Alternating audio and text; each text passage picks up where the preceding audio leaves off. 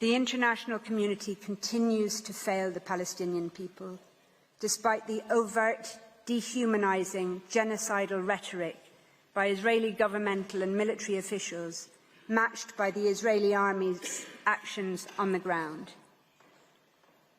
Despite the horror of the genocide against the Palestinian people being live-streamed from Gaza to our mobile phones, computers and television screens, the first genocide in history where its victims are broadcasting their own destruction in real time in the desperate, so far vain hope that the world might do something. Gaza represents nothing short of a moral failure, as described by the usually circumspect International Committee of the Red Cross. As underscored by United Nations chiefs, that failure has, I quote, repercussions not just for the people of Gaza, but for the generations to come who will never forget these over 90 days of hell and assaults on the most basic precepts of humanity. Madam President, members of the Court, there is an urgent need for provisional measures to protect Palestinians in Gaza from the irreparable prejudice caused by Israel's violations of the Genocide Convention.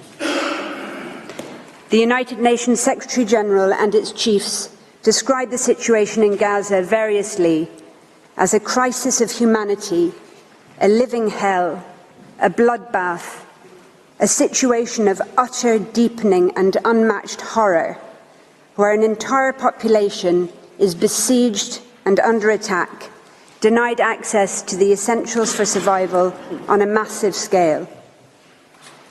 As the United Nations Under-Secretary-General for Humanitarian Affairs stated last Friday, and I quote, "Gaza has become a place of death and despair. Families are sleeping in the open as temperatures plummet. Areas where civilians were told to relocate for their safety have come under relentless bombardment. Medical facilities are under relentless attack. The few hospitals that are partially functional are overwhelmed with trauma cases, critically short of all supplies, and inundated by desperate people seeking safety. A public health disaster is unfolding. Infectious diseases are spreading in overcrowded shelters as sewers spill over. Some 180 women are giving birth daily amidst this chaos. People are facing the highest levels of food insecurity ever recorded. Famine is around the corner. For children in particular, the last 12 weeks have been traumatic. No food, no water, no school, nothing but the terrifying sounds of war, day in and day out. Gaza has simply become uninhabitable.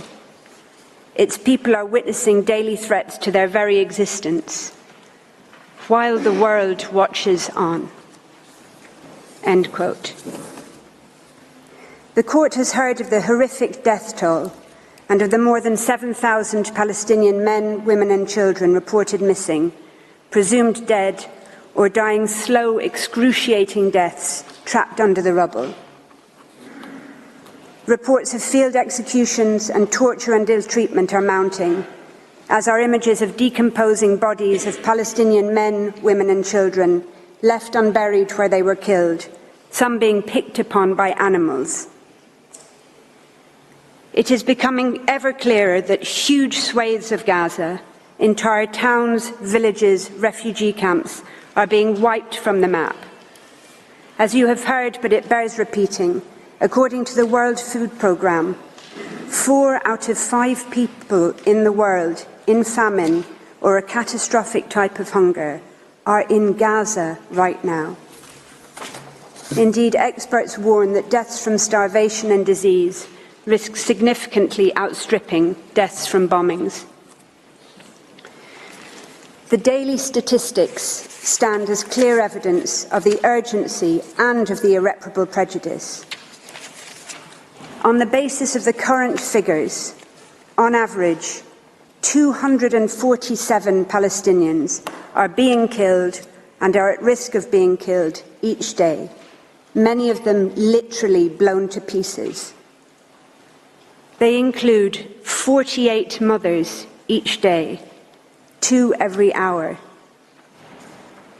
and over 117 children each day, leading UNICEF to call Israel's actions a war on children. On current rates which show no sign of abating, each day, over 3 medics, 2 teachers, more than 1 United Nations employee, and more than 1 journalist will be killed, many while at work or in what appear to be targeted attacks on their family homes or where they are sheltering. The risk of famine will increase each day. Each day, an average of 629 people will be wounded, some multiple times over, as they move from place to place, desperately seeking sanctuary. Each day, over 10 Palestinian children will have 1 or both legs amputated, many without anaesthetic. Each day, on current rates, an average of 3,900 Palestinian homes will be damaged or destroyed. More mass graves will be dug. More cemeteries will be bulldozed and bombed and corpses violently exhumed, denying even the dead any dignity or peace. Each day, ambulances, hospitals and medics will continue to be attacked and killed. The first responders who have spent 3 months without international assistance, trying to dig families out of the rubble with their bare hands, will continue to be targeted.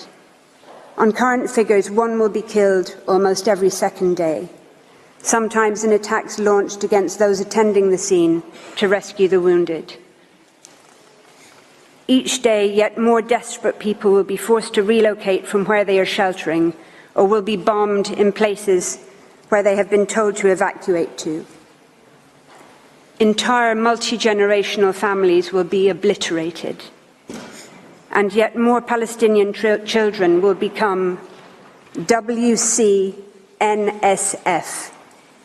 Wounded Child, No Surviving Family, the terrible new acronym born out of Israel's genocidal assault on the Palestinian population in Gaza. There is an urgent need for provisional measures to prevent imminent, irreparable prejudice to the rights in issue in this case.